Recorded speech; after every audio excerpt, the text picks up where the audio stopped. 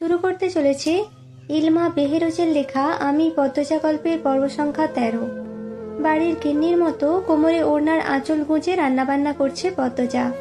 হেমলতার কোমরে ব্যথা, তিনি রান্না করতে চাইলেও পদ্মজা রাঁধতে দিল না। মোর্শেদও বললেন, বেদনা লইয়া রান্দা লাগবো না, তোমার মাইয়া যখন রাঁধতে পারে তো হেই রাঁধো। শেষ অব্দি হেমলতা হার মানলেন। পদ্মজা মাটির চুলায় মুরগির মাংস রান্না করছে। খড়ি বা লাকড়ি হিসেবে আছে বাঁশের মুড়ো। আগুনের শিখার রং নীলচে। শীতের মাঝে রান্না করার শান্তি আলাদাই। মুরগির মাংস রান্না হচ্ছে। আজ এতিম মিসকিন খাওয়ানো হবে। হেমলতা বলেন, সামর্থ্য থাকলে মাসে একবার হলেও এতিম মিসকিনদের খাওয়ানো উচিত, নয়তো ঘরে রহমত থাকে না।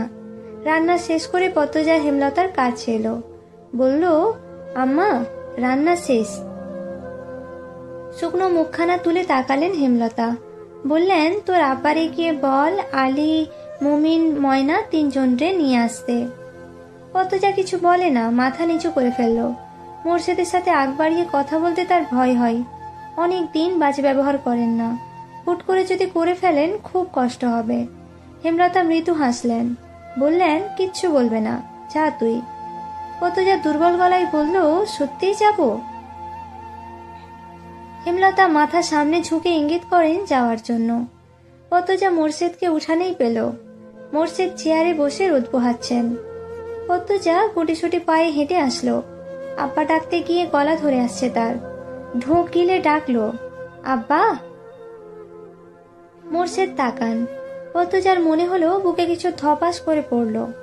পদ্মজার দৃষ্টি অস্থির রেখে মিনমিনে গলায় বলল, আম্মা বলছে আলীদের নিয়ে আসতে। রান্ধন শেষ? জি আব্বা।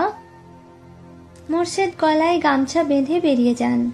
পদ্মজা মোর্শেদের যাওয়ার পানে তাকিয়ে থাকলো বেশ কিছুক্ষণ। অনুভূতিগুলো থমকে গেছে। পদ্মজার চোখ দুটো ঝাপসা হয়ে আসলো। তাড়াতাড়ি ডান হাতের উল্টো পাশ দিয়ে চোখের জল মুছল। গাছ থেকে পাখির কিচিরমিচির শব্দ আসছে। সে সেদিকে তাকালো।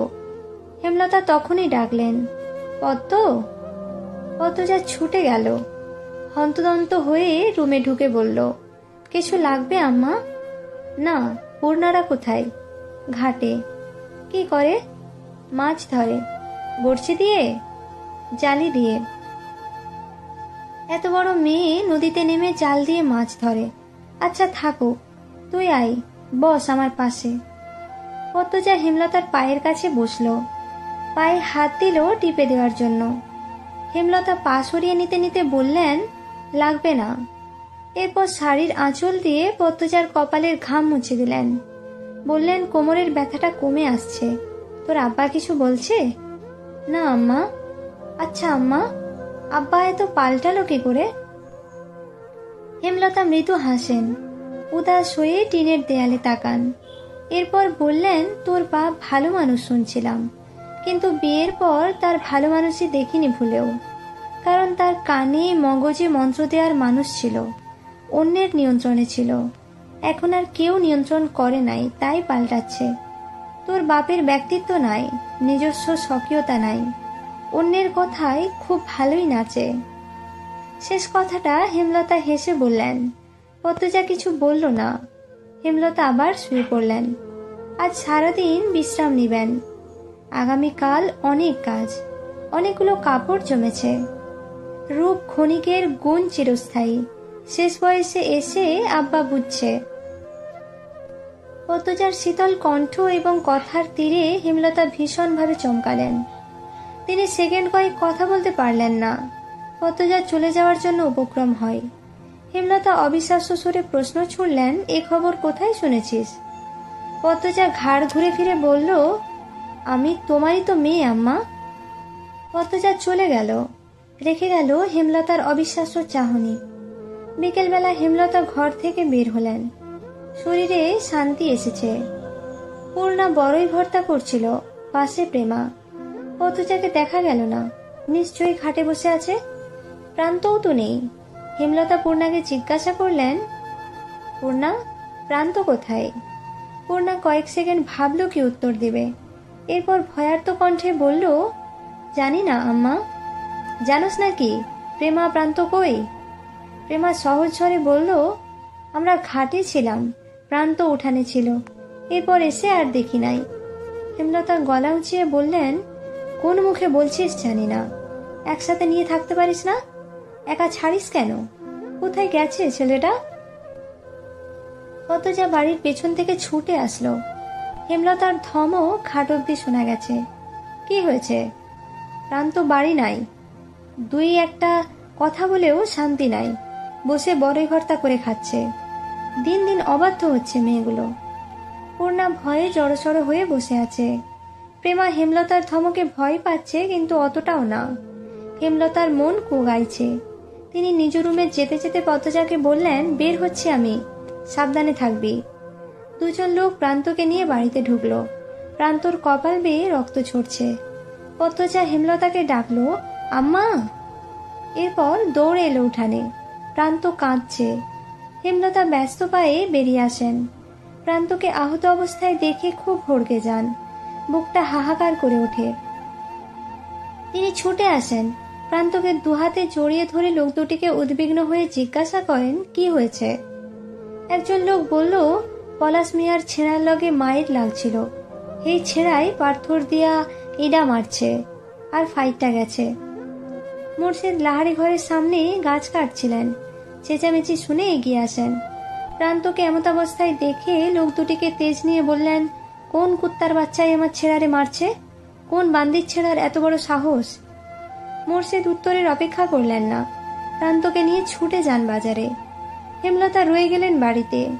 বাজারে আজ হাট বসেছে। মুর্শিদ হেমলতাকে নিষেধ করেছেন সাথে যেতে। বাড়িতে থেকে হেমলতা হাঁসফাঁস করতে থাকেন। প্রান্ত একা বড় হয়েছে, কতবার কত রকম আঘাত পেয়েছে, দেখার কেউ ছিল না, তাই মিনমিনিয়ে কেঁদেছে। এমন বাচ্চা ছেলের এত বড় আঘাত পেয়ে চেঁচিয়ে কাঁদার কথা, কষ্ট তো আর কম পায়নি, তাতে দাঁত চেপে সহ্য করেছে। হেমলতার ভীষণ কষ্ট হচ্ছে। পদ্মজা ঘরে লুকিয়ে কাঁদছে। পূর্ণা, প্রেমা বাড়ির বাইরে বারবার উঁকি দিয়ে দেখছে মুর্শিদ প্রান্তকে নিয়ে বাড়ি ফিরল কিনা। দেখতে দেখতে চলে এলো মেট্রিক পরীক্ষা। পরীক্ষার কেন্দ্র শহরে, যেতেই লাগে 6 ঘন্টা। বাড়ি থেকে পরীক্ষা দেওয়া একেবারেই অসম্ভব। পরীক্ষার কেন্দ্রের পাশেই মুর্শিদের মামা বাড়ি। মামা নেই, মামা তো ভাইয়েরা আছে। কথাবার্তা বলে সেখানেই 1.5 মাসের জন্য হেমলতার পদ্মজা উঠল। মুর্শিদ বাকি 2 মেয়ে আর প্রান্তকে নিয়ে বাড়িতে রয়ে গেছেন। হেমলতা পদ্মজাকে নিয়ে আসার পূর্বে এসে দেখে গেছেন পরিবেশ কেমন। মুর্শিদের 2 মামাতো ভাইয়ের মধ্যে একজন রাজধানীতে থাকে, আর একজনের বয়স হয়েছে অনেক। ছেলে মেয়েদের বিয়ে দিয়ে বউ নিয়ে একাই থাকেন। ছেলেরা শহরে চাকরি করে। পদ্মজার জন্য উপযুক্ত স্থান, তাই আর অমত করেননি। মুর্শিদের যে ভাইটি বাড়িতে আছেন তার নাম আকবর হোসেন। 60 বয়সের একজন মানুষ। তবে আকবর হোসেনের স্ত্রী জয়নবের বয়স খুব কম, হেমলতার বয়সী। হেমলতা আকবর হোসেনকে ভাইজান বলে সম্বোধন করেন। দালান বাড়ি, বেশিরভাগ সময় বিদ্যুৎ থাকে, ফলে পদ্মজা মন দিয়ে পড়তে পারছে, পরীক্ষাও ভালো করে দিচ্ছে। হেমলতা আকবর হোসেনের দৃষ্টি অনুসরণ করেছেন। শীতল প্রকৃতির লোক, তিনি নিশ্চিন্তে বিশ্বাসী লোক। রাতের খাবার আকবর হোসেনের সাথেই খেতে হয়। হেমলতা 1.5 মাসের খাওয়ার খরচ নিয়ে এসেছেন। আকবর হোসেন কিছুতেই আলাদা রাতে দিচ্ছেন না। এভাবে অন্যের বোঝা হয়ে থাকতে হেমলতার আত্মসম্মানে লাগে। তিনি কথায় কথায় জানতে পারেন আকবর হোসেন এবং জয়নবের নকশি কাঁথা খুব পছন্দ। তাই তিনি নকশি কাঁথা সেলাই করছেন। যতক্ষণ পদ্মজা পরীক্ষা দেয় ততক্ষণ হেমলতা কেন্দ্রের বাইরে বসে কোথাও না কোথাও আবার দাঁড়িয়ে অপেক্ষা করেন। অনেক রাত অব্দি পদ্মজা পড়ে। আজ অনেকক্ষণ ধরে সে কি যেন ভাবছে। হেমলতা ব্যাপারটা খেয়াল করেন। পদ্মজার পাশে বসে জিজ্ঞাসা করেন, পদ্ম, কি ভাবছিস? পদ্মজা এক নজর হেমলতাকে চোখ দিয়ে দেখে চোখ ফিরিয়ে নিল। হেমলতা তাকিয়ে আছেন জানার জন্য। পদ্মজা দ্বিধা নিয়ে বলল, রাগ করবে না তো? হেমলতা পদ্মজাকে পরখ করে নিলেন। এরপর বললেন, কি জানতে চাস? পদ্মজা এদিক ওদিক চোখ বুলায়। কিভাবে শুরু করবে বুঝে উঠতে পারছে না। 2 মিনিট পর নীরবতা ভেঙে বলল, দুপুর থেকে আমার খুব জানতে ইচ্ছে করছে। হানিফ মামাকে কে মারলো? তোমার সাথে মামার কি কথা হয়েছিল?